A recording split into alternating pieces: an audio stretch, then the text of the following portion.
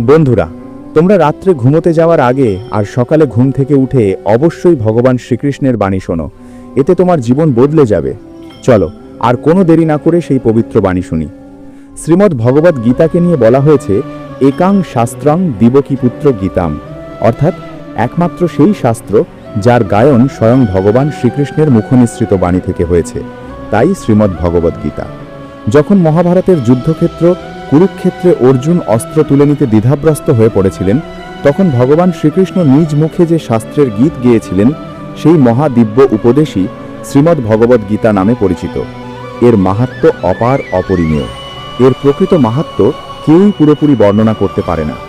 শেষ মহেশ গণেশ পর্যন্ত এর সমস্ত গুণগান সম্পূর্ণরূপে প্রকাশ করতে পারেন না। তাহলে আমরা সাধারণ মানুষ তো আরও সীমাবদ্ধ।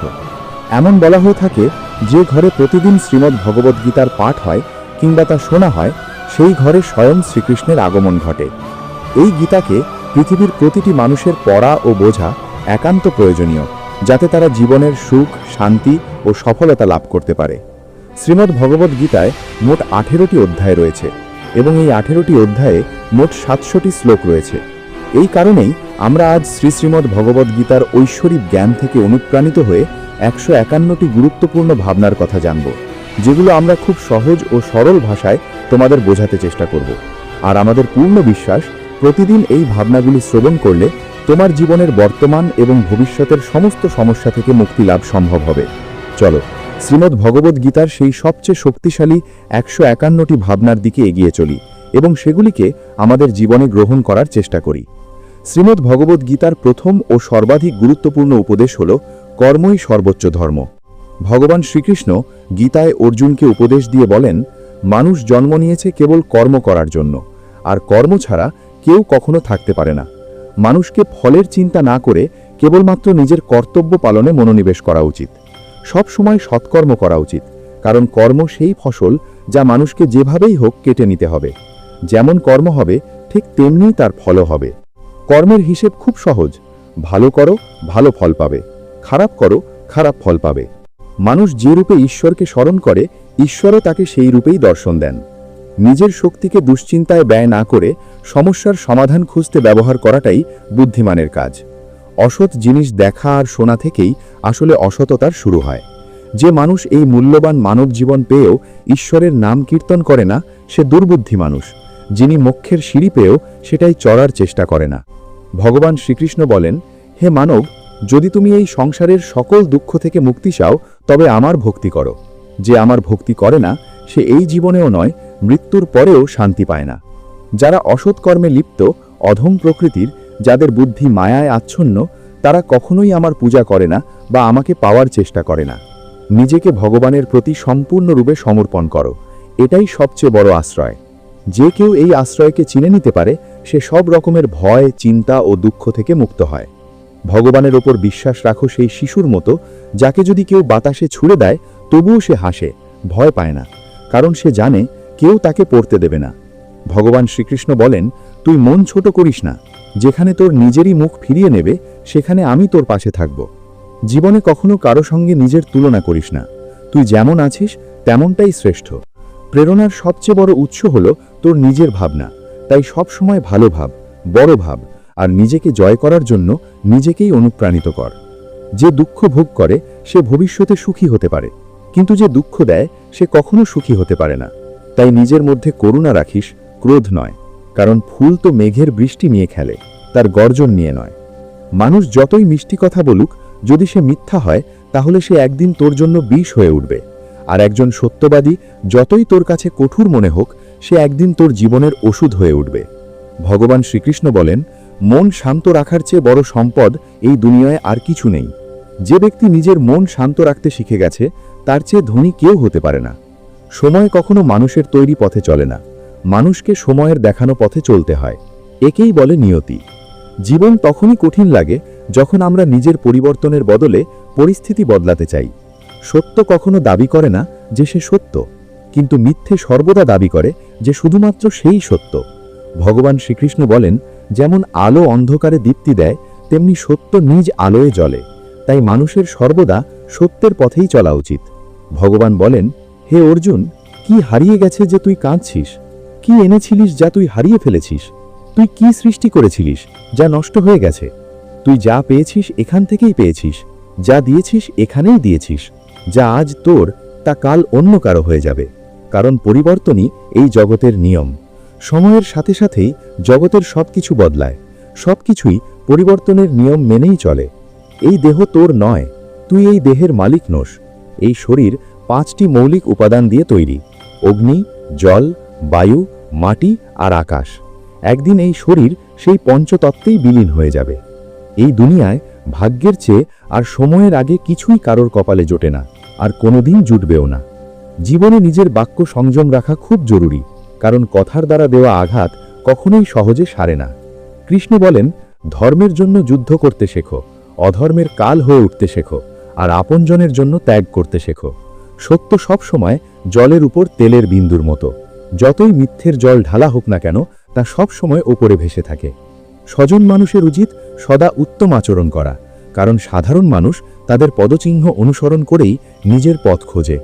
যদি কারোর ভালো করতে না পারো, তাহলে খারাপও করো না, কারণ এই দুনিয়া দুর্বল হতে পারে, কিন্তু যিনি এই দুনিয়া তৈরি করেছেন তিনি নন।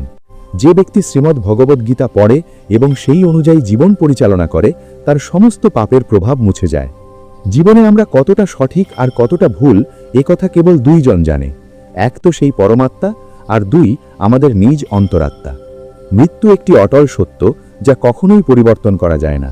এই জগৎ সৃষ্টির আদিকাল থেকেই জন্ম মৃত্যুর চক্র চলে আসছে। যেমন একজন মানুষ পুরনো পোশাক ছেড়ে নতুন পোশাক পরিধান করে, তেমনি আত্মাও পুরনো ও নিরর্থক দেহ ত্যাগ করে নতুন দেহ ধারণ করে। এটাই প্রকৃতির নিয়ম। এই সত্যকে গ্রহণ করে ভয়মুক্ত হয়ে বর্তমানকে পূর্ণভাবে বেঁচে থাকা উচিত। জ্ঞানী মানুষ কখনো মৃতের জন্য শোক করেন না, আবার জীবিতের জন্যও শোক করেন না, কারণ তারা জানেন যে চলে গেছে সে আবার ফিরে আসবে, এবং যে আজ আছে একদিন সেও চলে যাবে। শ্রীকৃষ্ণ বলেন, জীবনে যদি কখনো সুযোগ আছে, তবে কাউকে সহায়তা করতে সারথি হও, স্বার্থপর নয়। যেমন একটি প্রদীপ নিজের আলো কম না করেও হাজারো প্রদীপ জ্বালাতে পারে, তেমনি আনন্দ ভাগ করলে তা কখনো কমে না। যার হৃদয় ধর্মে পরিপূর্ণ, সে ধর্মের উপদেশ দেয়, আর যে অধর্মে ডুবে থাকে তার উপদেশও অধর্মের হয়। মানুষ দুঃখী হয় এই কারণে নয় যে সে ঈশ্বরে বিশ্বাস করে না, বরং সে ঈশ্বরের কথা শোনে না বলেই দুঃখ পায়। সময় হলে সকল কিছুই মানুষকে প্রাপ্ত হয়, কিন্তু সময়ের আগে কিছু পেতে চাওয়াই দুঃখের মূল কারণ। ক্রোধ হলো সেই দরজা যা মানুষকে নরকের পথে নিয়ে যায়। ক্রোধ মানুষের চিত্তকে অশান্ত করে তোলে, এবং সেই অস্থিরতায় সে নিজেকেই ক্ষতিগ্রস্ত করে ফেলে। শ্রীকৃষ্ণ বলেন, যতই রাগ আসুক না কেন, ক্রোধ থেকে বিরত থাকা উচিত। নিজের মনে শান্ত থাকার চেষ্টা করতে হবে। এই জগতে কেউই নিজে থেকে মহান নয়, তার কর্মই তাকে মহান করে তোলে। সঠিক কর্ম মানে এমন ফল নয় যা সব সময় শুভ হয়, বরং সঠিক কর্ম সেই যার উদ্দেশ্য কখনো অশুভ নয়।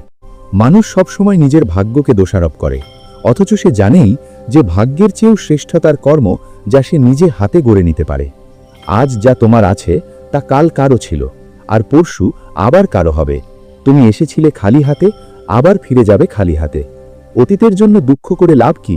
বর্তমানের জন্য অহংকার করে কি হবে? ভবিষ্যতের জন্য মোহ রেখেই বা কি হবে? বুদ্ধিমান ব্যক্তিকে ক্রোধ ও লোভ পরিত্যাগ করতে হয়, কারণ এগুলো আত্মার পতন ঘটায়। মানুষ হৃদয় থেকে যা দান করতে পারে তা হাত দিয়ে কখনো সম্ভব নয়, আর যে কিছু না বলেও যা বলে দিতে পারে তা কখনো শব্দ দিয়ে বলা যায় না। মনকে নিয়ন্ত্রণে রাখা ভীষণ প্রয়োজন। মানুষের মন বায়ুর মতো চঞ্চল।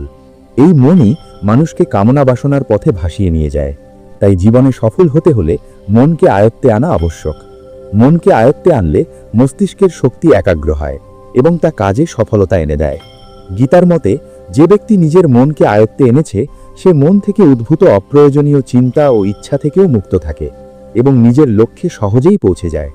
কিন্তু যদি মনকে আয়ত্তে না আনো, তবে এই মনই তোমার সবচেয়ে বড় শত্রুতে পরিণত হবে। কোনো মানুষ তার সময়ের আগে কিংবা ভাগ্যের বেশি কিছু পায় না, তবে তবুও চেষ্টা চালিয়ে যেতে হবে। সব সময় সন্দেহ করা মানুষ কখনোই শান্তি পায় না, তাই সন্দেহ থেকে বিরত থাকা প্রয়োজন। অতিরিক্ত সন্দেহে মনের শান্তি নষ্ট হয় এবং মানুষ বিভ্রান্ত হয়ে নিজের সম্পর্কগুলো ধ্বংস করে ফেলে। দেহের সৌন্দর্য মনকে আকর্ষণ করে, কিন্তু স্বভাবের সৌন্দর্য হৃদয়কে আকর্ষণ করে। তাই মানুষের স্বভাব সবসময় নির্মল হওয়া উচিত। ইতিহাস বলে গতকাল সুখ ছিল, বিজ্ঞান বলে আগামীকাল সুখ আসবে। কিন্তু ধর্ম বলে যদি মন সৎ আর হৃদয় পবিত্র হয় তাহলে প্রতিদিন সুখ থাকে। কে কি করছে, কেন করছে, কিভাবে করছে, এসব থেকে যত দূরে থাকবে তত বেশি শান্ত থাকবে। শ্রীকৃষ্ণ বলেন, যে ব্যক্তির মধ্যে জ্ঞানের অভাব আছে আর যার মনে ঈশ্বরের প্রতি বিশ্বাস নেই, সে জীবনে কখনো আনন্দ বা সফলতা লাভ করতে পারে না। ক্ষমা করতে শেখো, নীরব থাকতে শেখো। তুমি এমন এক শক্তিতে পরিণত হবে যার সামনে পাহাড়ও পথ ছেড়ে দেবে। বেশি খুশি হলে বা বেশি দুঃখে থাকলে কোনো সিদ্ধান্ত নেওয়া উচিত নয়, কারণ এই দুই অবস্থায় মানুষ কখনো সঠিক সিদ্ধান্ত নিতে পারে না। কান বলেন, যখনই এই পৃথিবীতে পাপ, অহংকার আর অধর্ম বৃদ্ধি পাবে, তখনই আমি তার বিনাশ করতে এবং পুনরায় ধর্ম প্রতিষ্ঠা করতে অবতার গ্রহণ করব। যারা আত্মিকভাবে জাগ্রত তাদের পথ হচ্ছে নিঃস্বার্থ কর্মের। যারা ঈশ্বরের সঙ্গে যুক্ত তাদের পথ স্থিরতা ও শান্তির। মোহই পতনের কারণ।